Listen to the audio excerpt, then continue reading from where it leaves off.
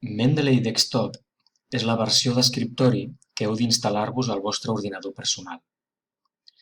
Per fer-ho, només heu d'anar a l'apartat "Com citar" de la pàgina web de la biblioteca, biblioteca.blanquerna.edu. Al desplegable trobareu diferents estils de citació bibliogràfica i també l'accés a Mendeley. Un cop aquí, trobareu l'enllaç directe per a descarregar-vos el programa.